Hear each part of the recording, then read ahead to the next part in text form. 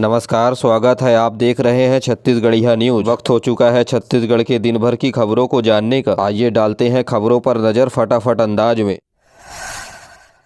Bharatiya Janata party के चौथे सरकार के घोषणा पत्र में शामिल महतारी वंदन योजना को अगले महीने यानी मार्च के महीने से लागू किया जाएगा। इस बात का खुलासा प्रेस कॉन्फ्रेंस कर डिप्टी सीएम अरुण साव ने किया है। उन्होंने बताया कि जल्द ही बजट में इसके लिए प्रावधान किया जाएगा। इसके बाद पंचायतों के द्वारा फॉर्म भरा कर जल्द ही 1 मार्च से महतारी वंदन योजना की राशि प्रत्येक महीने 1000 रुपए 21 वर्ष से अधिक शादीशुदा महिलाओं और तलाकशुदा महिलाओं तथा 35 वर्ष से अधिक अविवाहित महिलाओं को महतारी वंदन योजना के तहत प्रत्येक महीना 1000 रुपए की राशि दी जाएगी। आपको बता दें कि इस योजना के तहत 1200 करोड़ रुपए का प्रावधान बजट में किया जा सकता है। इस योजना पर कैबिनेट की मुहर लगते ही प्रशासनिक स्तर पर तैयारियां जोरों से है।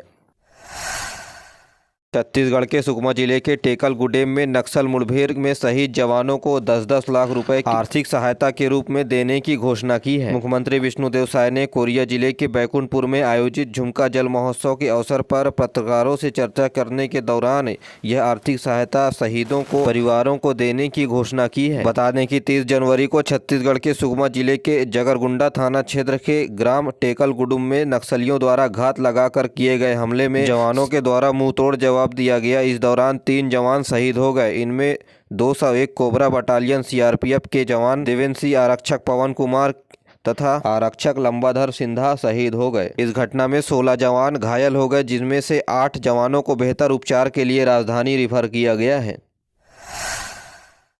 छत्तीसगढ़ में फिशरीज इंस्पेक्टर के 70 पदों के लिए आवेदन की प्रक्रिया शुरू।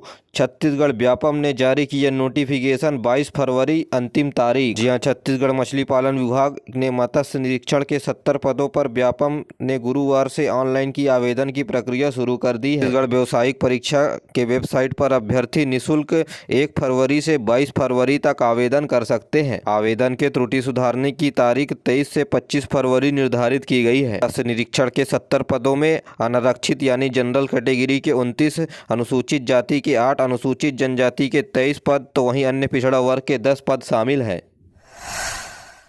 छत्तीसगढ़ में फिर हुआ गैंगरेप। 5 दरिंदों ने किशोरी के साथ किया सामूहिक दुष्कर्म। नाबालिग समेत 4 हुए गिरफ्तार। जी हां, छत्तीसगढ़ में एक बार फिर शर्मसार कर देने वाली घटना सामने आई है। जसपुर जिले के बाद अब अंबिकापुर के कोतवाली थाना क्षेत्र में 5 दरिंदों ने किशोरी से गैंगरेप की घटना को अंजाम दिया। पुलिस ने मामला दर्ज कर 2 नाबालिग समेत 4 आरोपियों को गिरफ्तार कर लिया है। समारोह में शामिल होने के लिए गई किशोरी के साथ किशोरी को आरोपियों ने घर छोड़ने के बहाने जंगल की तरफ ले गए, जहां किशोरियों के साथ सामूहिक दुष्कर्म किया। 2 नाबालिग सहित 4 लोगों को गिरफ्तार किया गया है। एक आरोपी फरार है, जिसकी तलाश जारी है। तो वहीं टीम बनाकर इस फरार आरोपी को पकड़ा जाएगा। सीएसपी ने दिए हैं आदेश।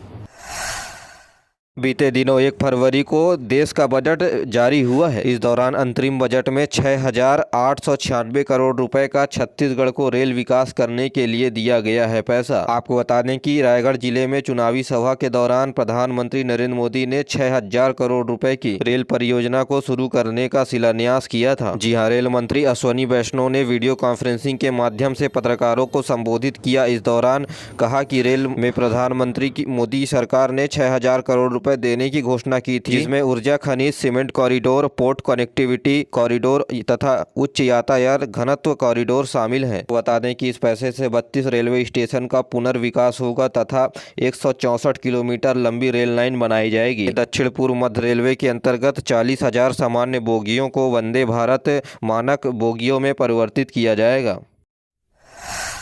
आदिम जाति कल्याण मंत्री रामविचार नेताम ने की विभागीय समीक्षा। बालिका छात्रावास रैंकिंग और मॉनिटरिंग समेत कई आवश्यक निर्देश दिए। बजट से पहले आदिम जाति विकास विभाग ने अपने अधिकारियों के साथ मंत्री रामविचार नेताम ने विभागीय बैठक ली। उन्होंने आश्रम और छात्रावास में जरूरतमंद बच्चों को संवेदनशील और मानवीयता के साथ उन्हें पढ़ाई के अवसर उपलब्ध कराने तथा भारत सरकार के द्वारा विशेष पिछड़ी जनजाति के बच्चों को विशेष रूप से ट्रीट करने के निर्देश दिए हैं। बिरहोर, पंडो, कोरवा, बैगा, पहाड़ी कोरवा जैसे जनजातियों के बच्चों को हॉस्टल में एडमिशन की पहली प्राथमिकता देने की बात कही है। छत्तीसगढ़ के वित्त मंत्री ओपी चौधरी की पहल पर शुरू हुआ ईज ऑफ डूइंग कक्ष उद्योग और व्यवसाय की स्थापित करने की जानकारी के साथ ही प्रशिक्षण सेमिनार भी होंगे आयोजित। जी हां, अगले 5 सालों में छत्तीसगढ़ की आय दोगुनी करने के लिए वित्त मंत्री ओपी चौधरी लगातार प्रयास कर रहे हैं। इसी कड़ी में ईज ऑफ डूइंग बिजनेस को बढ़ावा देते हुए जगह जगह उद्योग लगाए जाएंगे। के लिए अकुशल श्रमिक को व्यवसायिक कक्ष लगाकर कुशल श्रमिकों में बदला जाएगा। स्थायी संगठनों के द्वारा सुविधाओं को बढ़ाते हुए प्रशिक्षण सेमिनार कार्यशाला आयोजित होगी। नया उद्योग व्यवसाय प्रारंभ करने के लिए अवसर तथा कुछ प्रश्न और उत्तर पूछे जाएंगे। छत्तीसगढ़ में हथनी को टुकड़े टुकड़े में काटा, पहले करंट लगाकर मारा, फिर 12 गड्ढों में किया दफन। 15 आरोपी किए गए गिरफ्तार। जिले के रमकोला में एलिफेंट रेस्क्यू सेंटर में लगे गुड़िया जंगल में करंट की चपेट में आकर हथनी की मौत हो गई। आरोपी ने 100 के टुकड़े टुकड़े कर 12 गड्ढों में दफनाया था। वन विभाग ने 7 ग्रामीणों को वन विभाग ने गिरफ्तार किया। ग्रामीणों ने जीआई तार लगाकर करंट फैलाया था, इससे 1.5 माह की हथनी की मौके पर ही मौत हो गई। देश की ओर अग्रसर भारत, ऊर्जा जरूरत को पूरा करने में छत्तीसगढ़ के कोयले का बड़ा योगदान। छत्तीसगढ़ का कोयला जलकर करोड़ों लोगों के घर को रोशन करता है। छत्तीसगढ़ जिसकी धरती में प्रचुर कोयला भंडार और बिजली उत्पादन की आधार क्षमता समाई है, राष्ट्र निर्माण की यात्रा की अग्रणी भूमिका भी निभा रही है। बता दें कि छत्तीसगढ़ का कोयला 23,668 मेगावाट बिजली उत्पादन करने की क्षमता रखता है। पूरे देश में छत्तीसगढ़ में तीसरा सबसे बड़ा भंडारण तथा उत्पादन की दृष्टि से दूसरा बड़ा स्थान छत्तीसगढ़ का है। अपोलो अस्पताल प्रबंधक के खिलाफ कार्रवाई करने पीएमओ को पत्र, डॉक्टर का लाइसेंस निरस्त करने मेडिकल काउंसिल में की शिकायत। इलाज में लापरवाही बरतने सबूत मिटाने के लिए अपोलो अस्पताल में काम कर रहे 4 डॉक्टर को पुलिस ने पिछले दिनों गिरफ्तार किया है, लेकिन अस्पताल प्रबंधक पर कोई कार्रवाई न होने में एक बार फिर पीड़ित पक्ष ने प्रधानमंत्री कार्यालय, स्वास्थ्य सचिव, पीड़ित पक्ष पर कार्रवाई न होने के लिए एक बार फिर प्रधानमंत्री कार्यालय, स्वास्थ्य सचिव, उप सचिव अरुण को एक बार फिर पत्र लिखा है। पत्र में कहा है कि 4 डॉक्टरों पर सबूत मिटाने तथा पक्ष के ऊपर दबाव बढ़ाने तथा सबूत मिटाने की लिखित शिकायत की है।